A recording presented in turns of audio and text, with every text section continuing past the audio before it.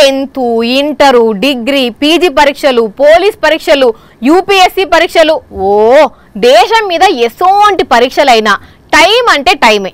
Time ప్రకారం పోవాలి, time ప్రకారం రావాలి.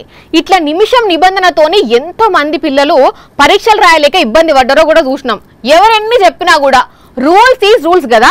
అయితే టైం నిబంధన పరీక్షలకే కాదుల్లో పాలిటిక్స్ లో కూడా ఉంటాయి.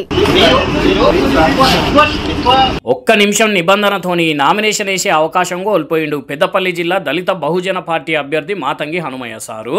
మరి ఇక సార్ వస్తుంటే ట్రాఫికే ఉన్నదో లేకుంటే నిమ్మలంగానే పోదాం అనుకున్నాడో ముహూర్తం చూసుకొని పోయేసరికి మొత్తానికి మోసానికి వచ్చిందో గానీ కరెక్ట్ గా నామినేషన్ సెంటర్ దగ్గరికి రాగానే గేట్ పెట్టేసిరట. ఎంత బతిమలాడినా పర్మిషన్ ఇవ్వలేదట. ఆఖరికి కాళ్ళు మొక్కపోయినా కూడా అందరికి ఇవే రూల్స్ వర్తిస్తాయి, వెళ్ళిపోయిన ఇక్కడ నుంచి అని ఎగ్జామ్ కు కదా లేటుగా వచ్చిన పిల్లలను పంపించిరట. పోనీ తీయండి సార్, ఏం చేస్తాం మరి, అట్లనే రాసి పెట్టున్నది అనుకో రాదండి. ఈసారికి వచ్చే ఎలక్షన్లలో చూసుకుందరు తీయండి.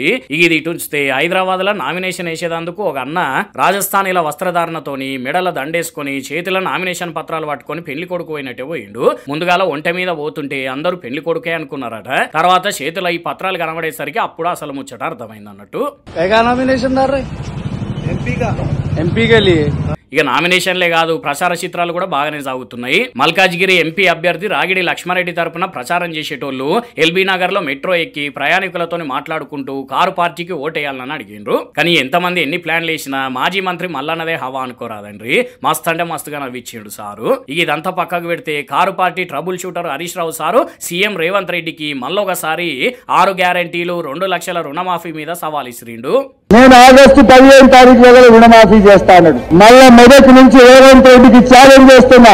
రేపు పొద్దున 10 గంటలకు అసెంబ్లీ ముందు అమరవీరుల స్తూపం దగ్గరికి నేను వస్తా ఉన్నా. నా రాజీనామా లేకపోతే వస్తావా చూడాలి. మరిగా CM Revanth Reddy sir challenging గా తీసుకొని హరీష్ సార్ కంటే ముందే పోయి గన్ పార్క్ దగ్గర ఉంటాడో లేకుంటే లైట్ తీసుకుంటాడో గానీ చూడబోతుంటే వీళ్ళు ఇద్దరు నడుమ గట్టి పంచాదే నడిచేటట్టు కొడుతున్నదిగా.